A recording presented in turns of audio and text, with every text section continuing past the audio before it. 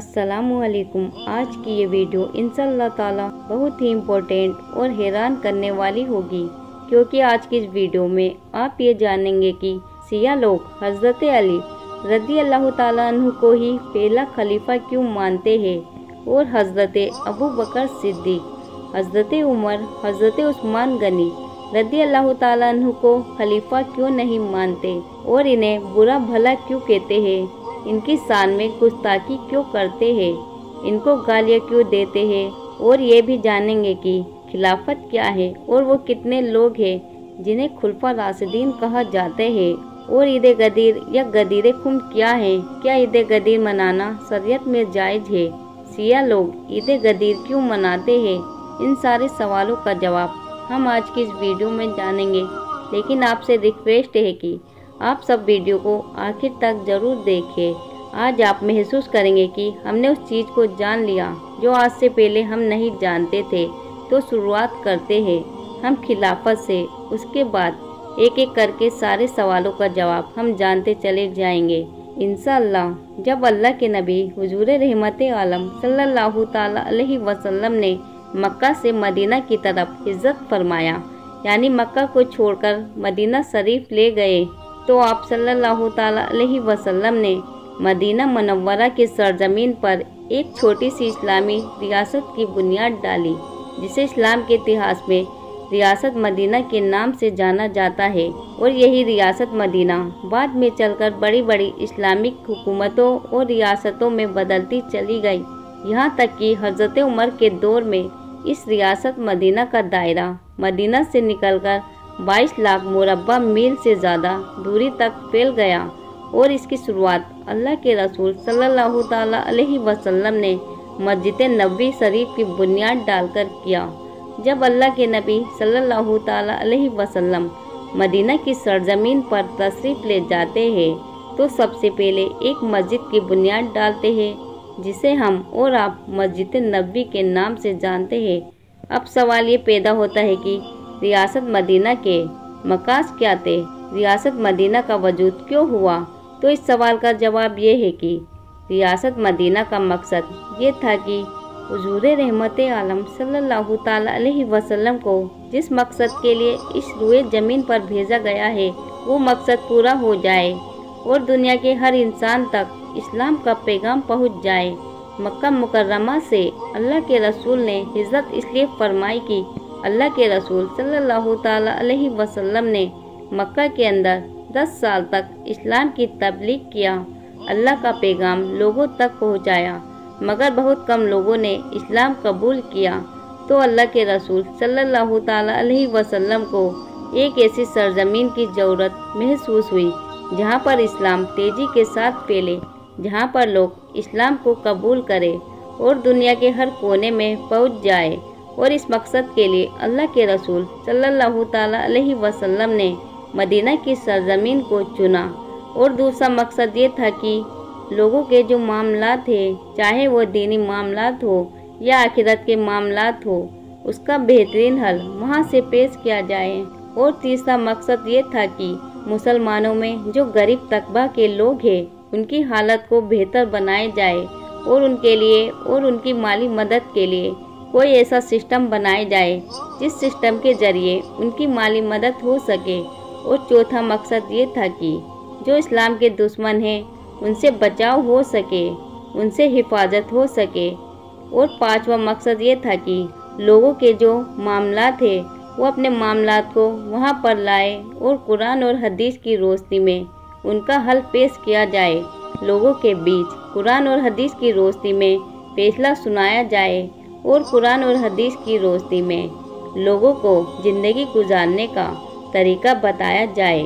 और आप सबने ये सुना होगा कि मस्जिद नबवी के अंदर सहाबा इकराम को ये तालीम दी जाती और उनकी ये तरबियत की जाती कि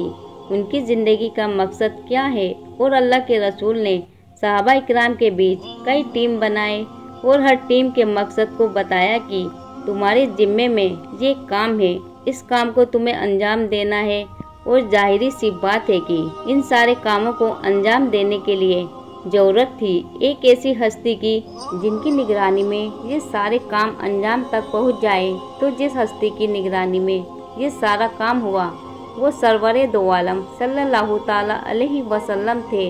तो जब तक अल्लाह के नबी सल्लल्लाहु ताला अलैहि वसल्लम जाहिरी तौर पर इस दुनिया में रहे, आप ही उस रियासत के सरदार थे। आप ही के हुक्म के तहत सहाबा इकराम काम करते थे। लेकिन जब सरवरे दो आलम सल्लल्लाहु ताला अलैहि वसल्लम हमारे दरमियान से रुखसत हो गए तो सहाबा इकराम ने मशवरा करके हज़रत अबू बकर सिद्दीक रज़ी अल्लाह ताला अन्हु को इस रियासत की बागडोर सौंप दिया और तमाम सहाबा इकराम ने हज़रत अबू बकर सिद्दीक रज़ी अल्लाह ताला अन्हु के हाथ पर बैत किया और उन्हें दिल से ये माना कि रसूल खुदा सल्लल्लाहु ताला अलैहि वसल्लम के बाद आप ही हमारे सरदार हैं, आप ही हमारे आमिर हैं, आप ही के हुक्म के हम ताबे हैं, आप जो कहेंगे हम मानेंगे और आप इस रियासत को उसी तरह से आगे बढ़ाएंगे जिन मकसद के लिए अल्लाह के रसूल सल्लल्लाहु ताला अलैहि वसल्लम ने इस रियासत की बुनियाद डाली थी। हज़रत अबू बकर सिद्दीक रज़ी अल्लाह ताला अन्हु के बाद हज़रत उमर फारूक रज़ी अल्लाह ताला अन्हु रसूल पाक सल्लल्लाहु ताला अलैहि वसल्लम के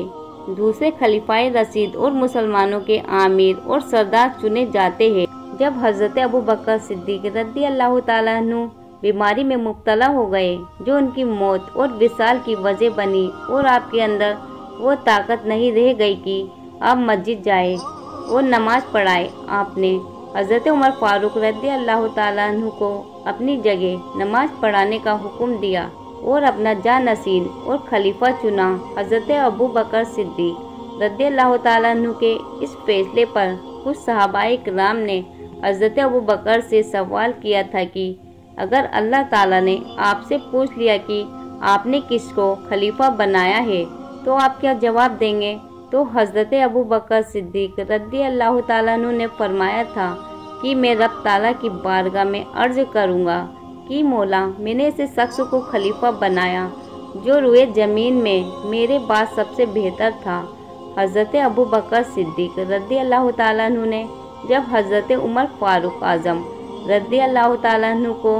मुसलमानों का अमीर और सरदार चुन लिया तो तमाम सहाबा किराम ने हज़रत उमर रज़ी अल्लाह ताला अन्हु के हाथ में बैत किया और उन्हें दिल से अपना खलीफा, अपना अमीर और अपना सरदार मान लिया। और जब हज़रत उमर फारूक रज़ी अल्लाह ताला अन्हु की शहादत हुई तो विसाल से पहले हज़रत उमर फारूक आज़म रज़ी अल्लाह ताला अन्हु ने 6 सहाबा इकराम का नाम लिया और ये बताया कि इन 6 में से जिस पर 5 सहाबा का इत्तेफाक हो जाए उसे मेरे बाद रसूल पाक सल्लल्लाहु ताला अलैहि वसल्लम का तीसरा खलीफा और मुसलमानों का आमिर और सरदार चुन लिया जाए। जब शहादत के बाद हज़रत उमर फारूक आज़म रज़ी अल्लाह ताला अन्हु का विसाल हो गया तो 2 दिन तक बहस चली और आखिर में सहाबा इकराम ने हज़रत उस्मान गनी रज़ी अल्लाह ताला अन्हु को रसूल पाक का तीसरा खलीफा और मुसलमानों का आमिर और सरदार चुन लिया और उनके हाथ पर बैत करके ये साबित कर दिया कि आप ही हज़रत उमर के बाद हमारे खलीफा और हमारे सरदार और हमारे आमिर है, आप जो कहेंगे हम उसे मानेंगे। और जब हज़रत उस्मान गनी रज़ी अल्लाह ताला अन्हु की शहादत हुई तो 5 दिनों तक मसनद खिलाफत खाली रही। उसके बाद कुछ सहाबा इकराम हज़रत अली मुर्तज़ा रज़ी अल्लाह ताला अन्हु की बारगाह में आए और ये अर्ज किया कि ए अली मुर्तज़ा रज़ी अल्लाह ताला अन्हु, हम आपके हाथ पर बैत करना चाहते हैं। तो हज़रत अली ने इनकार कर दिया। लेकिन जब सहाबा इकराम अपनी बातों पर अड़ जाते कि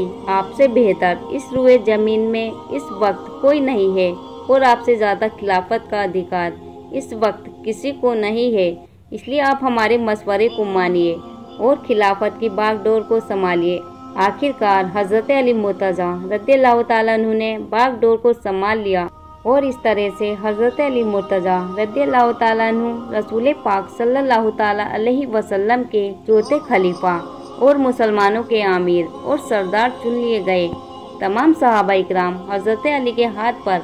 बैत करते रहे और ये साबित करते रहे कि हज़रत उस्मान के बाद आप ही रसूल पाक सल्लल्लाहु ताला अलैहि वसल्लम के चौथे खलीफा है। आप ही हमारे आमिर है, हमारे सरदार है।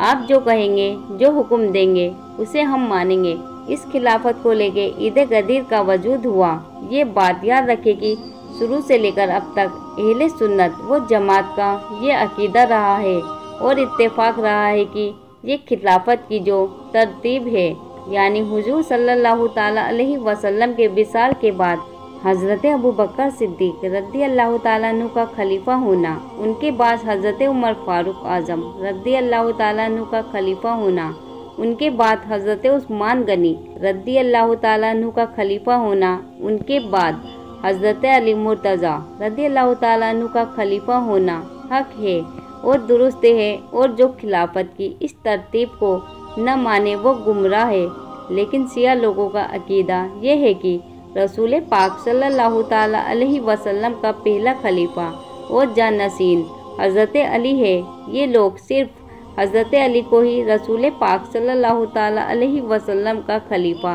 और जानसीन मानते हैं। इन लोगों का अकीदा ये है कि रसूल पाक सल्लल्लाहु ताला अलैहि वसल्लम ने अपनी ज़िंदगी के आखिरी दिनों में जिस हस्ती को अपना खलीफा बनाया है वो हज़रत अली रज़ी अल्लाह ताला अन्हु है। रह गए हज़रत अबू बकर सिद्दीक, हज़रत उमर फारूक आज़म और हज़रत उस्मान गनी का खलीफा बनना, तो रसूल पाक ने कहीं भी इन तीनों में से किसी को अपना खलीफा नहीं बनाया है। इन लोगों ने ज़बरदस्ती करके रसूल पाक सल्लल्लाहु ताला अलैहि वसल्लम के विसाल के बाद खिलाफत की बागडोर अपने हाथ में ले लिया। तो शिया लोगों का मानना है कि रसूल पाक का अगर कोई खलीफा और जानसीन है तो सिर्फ हज़रत अली है, बाकी हज़रत अबू बकर सिद्दीक, हज़रत उमर और हज़रत उस्मान ये खलीफा नहीं हो सकते। यही वजह है कि आज शिया लोगों के महफिलों में इन तीनों मुकद्दस हस्तियों की शान में गुस्ताखियाँ की जाती है और इन्हें गालियाँ दी जाती है। इन लोगों का अकीदा ये है कि रसूल पाक सल्लल्लाहु ताला अलैहि वसल्लम ने 10 हिजरी में अपना आखिरी हज अदा फरमाया, जिसे हज्जतुल वदा कहा जाता है। उस हज के वापसी के दौरान 18 जिलहिज्जा को 1,20,000 सहाबा इकराम के सामने रसूल पाक सल्लल्लाहु ताला अलैहि वसल्लम ने गदी में खुम नामी जगह पर हज़रत अली को अपना जानसीन और खलीफा मुकर्रर फरमाया, जिसके बाद तमाम बड़े बड़े सहाबा इकराम ने हज़रत अली के हाथ पर बैत किया और उन्हें रसूल पाक का खलीफा माना और ये साबित किया कि आज के बाद रसूल पाक के बाद जो हमारे नज़दीक सबसे बड़ी हस्ती है वो हज़रत अली है। उनकी बातों का मानना हम पर वाजिब और ज़रूरी होगा। तो शिया लोगों का ये मानना है कि 18 जिलहिज्जा को अल्लाह के नबी सल्लल्लाहु ताला अलैहि वसल्लम ने 1,20,000 सहाबा इकराम की मौजूदगी में गदी में खुम नामी जगह पर हज़रत अली को अपना खलीफा बनाया और तमाम सहाबा ने हज़रत अली के हाथ पर बैत किया। इसलिए वो दिन बड़ा अहम दिन है। वो दिन हज़रत अली की खिलाफत का दिन है। इसलिए शिया लोग 18 जिलहिज्जा को ईद मनाते हैं और उसे ईद गदीर या गदीर खुम का नाम देते हैं। जो हदीस शिया लोग सबूत के तौर पर पेश करते हैं, उस हदीस का भी जानना जरूरी है। लेकिन उस हदीस को जानने से पहले ये बात भी याद रखेगी, गदीर खुम एक झील का नाम था जिस नाम से एक इलाके का नाम मशहूर हो गया, जो मक्का और मदीना के बीच जफा नामी जगह से 3 मील की दूरी पर है। हज्जतुल वदा से वापसी के मौके पर हुजूर रहमत आलम सल्लल्लाहु ताला अलैहि वसल्लम यहाँ पर रुके थे और यहीं पर एक खुतबा दिया था। वो खुतबा ये है कि जब रसूल पाक सल्लल्लाहु ताला अलैहि वसल्लम गदीर खुम नामी जगह पर ठहरे तो आप सल्लल्लाहु ताला अलैहि वसल्लम ने हज़रत अली मुर्तज़ा रज़ी अल्लाह ताला अन्हु का हाथ पकड़कर फरमाया, क्या तुम नहीं जानते हो कि मैं मुसलमानों का उनकी जानों से भी ज़्यादा दोस्त और महबूब हूँ। सबने अर्ज किया, क्यों नहीं, हाँ बेशक ऐसा ही है। उसके बाद अल्लाह के रसूल सल्लल्लाहु ताला अलैहि वसल्लम ने फरमाया, क्या तुम नहीं जानते हैं कि मैं हर मुसलमान का उसकी जान से ज़्यादा दोस्त और महबूब हूँ। सबने अर्ज किया, क्यों नहीं, बेशक आप ऐसा ही है। उसके बाद अल्लाह के रसूल ने फरमाया, ए अल्लाह, मैं जिसका दोस्त हूँ ये अली भी उसके दोस्त है। ए अल्लाह, जो अली से दोस्ती रखे तू उससे दोस्ती फरमा और जो अली से दुश्मनी रखे तो उसके साथ दुश्मनी का मामला फरमा। उसके बाद हज़रत उमर फारूक आज़म रज़ियल्लाहु ताला अन्हु हज़रत अली रज़ियल्लाहु ताला अन्हु को मुबारकबाद देते हुए फरमाया कि तुम्हें मुबारक हो ए इब्ने अबी तालिब की, तुम हर सुबह और शाम यानी हर वक्त हर मोमिन मर्द और मोमिन औरत के दोस्त और महबूब हो गए। इसी खुतबा और हदीस से शिया ये साबित करते हैं कि रसूल पाक सल्लल्लाहु ताला अलैहि वसल्लम ने ये खुतबा इसलिए दिया था ताकि लोग ये जान ले कि मेरे बाद जो मेरा खलीफा होगा, मेरा जानशीन होगा, वो हज़रत अली मुर्तज़ा है। जभी तो अल्लाह के रसूल ने हज़रत अली के बारे में उस खुतबे में फरमाया कि मैं जिसका मौला हूँ, मैं जिसका आका हूँ, मैं जिसका सरदार हूँ, अली भी उसके मौला है, अली भी उसके आका है, अली भी उसके सरदार है। और तमाम सहाबा ने बैत किया। तो इस बात का सबूत है कि अल्लाह के रसूल के बाद अगर कोई खलीफा है तो वो हज़रत अली है। लिहाजा हज़रत अबू बकर, हज़रत उस्मान और हज़रत उमर का खलीफा बनना ये रसूल पाक सल्लल्लाहु ताला अलैहि वसल्लम के फैसले के खिलाफ है और हम उन्हें खलीफा नहीं मानते। ये अकीदा और ये मानना शिया लोगों का है। अब ये सुनना है और जानना है कि अहले सुन्नत व जमात के उलेमा ने इसका क्या जवाब दिया है और क्या सही है। अहले सुन्नत व जमात की तरफ से जवाब ये दिया गया है कि 10 हिजरी में हज्जतुल वदा से वापसी के वक्त गदीर खुम नामी जगह पर अल्लाह के रसूल सल्लल्लाहु ताला अलैहि वसल्लम ने सहाबा इकराम के मजबे में जो खुतबा इरशाद फरमाया, मन कुंतु मौला हूँ व अलीउल मौला हूँ, मैं जिसका मौला हूँ अली उसके मौला है, मैं जिसका आका हूँ अली उसके आका है, मैं जिसका सरदार हूँ अली उसके सरदार है। उस खुतबे से ये साबित करना है कि अल्लाह के रसूल सल्लल्लाहु ताला अलैहि वसल्लम ने हज़रत अली को अपना खलीफा और जानशीन बनाया। ये सरासर गलत और इल्ज़ाम है और ये ऐसा ही है जैसे मारे घुटना फूटे सर। अब सवाल ये पैदा होता है कि अगर ऐसा नहीं है तो फिर क्यों अल्लाह के नबी सल्लल्लाहु ताला अलैहि वसल्लम ने हज्जतुल वदा से वापसी के वक्त गदीर खुम नामी जगह पर तमाम सहाबा इकराम को रोक कर उनके बीच ये खुतबा दिया कि मैं जिसका मौला हूँ अली उसके मौला है, मैं जिसका सरदार हूँ अली उसके सरदार है, मैं जिसका आका हूँ अली उसके आका है। आखिर इसकी क्या जरूरत थी? तो उलेमाए अहले सुन्नत की तरफ से इसका जवाब ये दिया गया कि हज्जतुल वदा से पहले यानी रमजान मुबारक में अल्लाह के रसूल सल्लल्लाहु ताला अलैहि वसल्लम ने हज़रत अली मुर्तज़ा रज़ियल्लाहु ताला अन्हु को 300 लोगों का सरदार बनाकर यमन की तरफ रवाना फरमाया था। उस बीच कुछ सहाबा इकराम को हज़रत अली रज़ियल्लाहु ताला अन्हु के कुछ दोस्तों को हज़रत अली के कुछ फैसलों से इख्तिलाफ हो गया और जब ये लोग यमन से वापस हुए तो इन्होंने अल्लाह के रसूल सल्लल्लाहु ताला अलैहि वसल्लम की बारगाह में हज़रत अली के बारे में शिकायत की। तो जब अल्लाह के नबी सल्लल्लाहु ताला अलैहि वसल्लम अपना आखिरी हज अदा फरमा रहे थे जो हज्जतुल वदा के नाम से जाना जाता है, उस हज में ये बातें गर्दिश कर रही थी। लोग आपस में एक दूसरे से बातें कर रहे थे। तो जब अल्लाह के नबी सल्लल्लाहु ताला अलैहि वसल्लम हज से फारिग हो गए और वापस होने लगे तो रास्ते ही में गदीर खुम नामी जगह पर रुक जाते हैं और सहाबा इकराम को भी रोक लेते हैं और खुतबा देते हैं कि मैं जिसका मौला हूँ अली उसके मौला है, मैं जिसका आका हूँ अली उसके आका है। और ये खुतबा आपने इसलिए दिया ताकि लोगों को इस बात का इल्म हो जाए कि हज़रत अली ने यमन के सफ़र के बीच में जो फैसले किए हैं उनके वो फैसले हक है। दूसरी वजह ये थी कि जिन लोगों को हज़रत अली से शिकायत थी उनके दिल हज़रत अली से साफ हो जाए। और तीसरी वजह हज़रत अली के मकाम और मर्तबे और फजीलत को बयान करना था। हज़रत अली का मकाम और मर्तबा ये है कि अल्लाह के रसूल उससे मोहब्बत करते हैं और जिससे अल्लाह के रसूल मोहब्बत करते हैं उनके फैसले गलत नहीं हो सकते। लिहाजा तुम जो इनके बारे में बातें बना रहे हो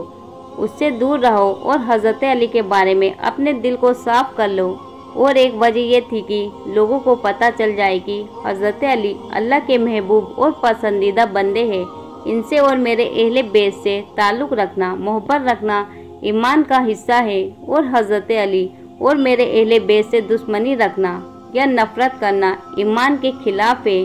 तो पूरी गुफ्तगू का हासिल ये है कि अल्लाह के रसूल ने जो खुतबा दिया था वो लोगों के दिलों को साफ करने के लिए दिया गया था और ये बताने के लिए दिया गया था कि हज़रत अली का मर्तबा बड़ा ऊंचा और बड़ा बुलंद है, लिहाजा तुम इनके मुतालिक चिमी गोया न करो। हज़रत अबू बकर सिद्दीक, हज़रत उमर, हज़रत उस्मान पहले भी हज़रत अली से मोहब्बत करते थे और उस वक्त भी उन्हें कोई शिकायत नहीं थी। हाँ, जिन सहाबा इकराम को कोई शिकायत थी, अल्लाह के रसूल के इस खुतबे के बाद वो शिकायत दूर हो गई और सब ने हज़रत अली के हाथ पर बैत किया, इसलिए कि अल्लाह के रसूल ने जो बात बताई उससे हम हक जानते हैं, इसलिए बैत किया कि अल्लाह के रसूल ने आपको अपना खलीफा और जानशीन बनाया है, क्योंकि अल्लाह के रसूल ने कभी भी हज़रत अली को खिलाफत और जानशीन का जिक्र नहीं फरमाया है। अब सवाल ये है कि शरीयत के एतबार से ईद गदीर मनाना जायज़ है या नहीं, तो इसका जवाब ये है कि ईद गदीर मनाना जायज़ नहीं है। वजह यह है कि शिया लोग 18 जिलहिज्जा को जो ईद गदर मनाते हैं वो इसलिए मनाते हैं कि इन लोगों का मानना है कि इस दिन अल्लाह के रसूल ने हज़रत अली को अपना जानशीन और खलीफा बनाया था, तो ये दिन बड़ा मोहतरम है और बड़ा मुकद्दस है, लिहाजा इस दिन को ईद के तौर पर मनाना चाहिए। लेकिन अहले सुन्नत व जमात का अकीदा ये है कि उस दिन अल्लाह के रसूल ने हज़रत अली को अपना खलीफा और जानशीन नहीं बनाया है, बल्कि उनके मकाम और मर्तबे को बयान किया है, और जब ऐसा है तो फिर उस दिन को बतौर ईद मनाना जायज़ नहीं होगा। ये सवाल कि उस खुतबे में अल्लाह के नबी ने ये बताया कि हज़रत अली से मोहब्बत ईमान की अलामत है और हज़रत अली से दुश्मनी रखना ईमान के खिलाफ है, तो इस बात पर अहले सुन्नत व जमात मुकम्मल तौर पर खरा उतरना है और इनके दिलों में हज़रत अली की मोहब्बत इतनी ज़्यादा है कि वो उनके नाम पर मर मिटते हैं और उनके दुश्मनों से मुकाबले के लिए हमेशा खड़े रहते हैं। अब सवाल ये है कि सहाबा इकराम के अमल से ये कहीं साबित नहीं है कि सहाबा इकराम ने 18 जिलहिज्जा को ईद मनाया है, तो फिर शिया लोगों में ये चीज़ कहाँ से आई? तो इसका जवाब ये है कि शिया लोगों में ये राइज करने वाला इंसान हाकिम मुजुद्दौला है। इस शख्स ने 18 जिलहिज्जा 351 हिजरी को बगदाद में ये हुक्म जारी किया है कि 18 जिलहिज्जा को ईद के तौर पर मनाया जाए। उसी दिन से शिया लोग उस दिन को ईद के तौर पर मनाने लगे और उसका नाम ईद गदीर या गदीर खुम दे रहे हैं। तो मेरी बहनों, हम ये उम्मीद करते हैं कि इस वीडियो में आपको बहुत कुछ सीखने को मिला होगा, आपको उन बातों के बारे में भी मालूम हो गया होगा जो शायद आप इससे पहले नहीं जानते होंगे। तो अगर वीडियो आपको एक बार में समझ में ना आए तो आप 1-2 बार जरूर देख लें, ताकि वीडियो पूरी तरह आपकी समझ में आ जाए। अगर वीडियो समझने में आपको कोई दिक्कत हो रही है तो आप कमेंट बॉक्स में जरूर बताएं, हम आपके लिए और आसान करने की कोशिश करेंगे। मिलेंगे इंशाअल्लाह ताला अगली वीडियो में, तब तक के लिए अस्सलामु अलैकुम, अल्लाह हाफिज।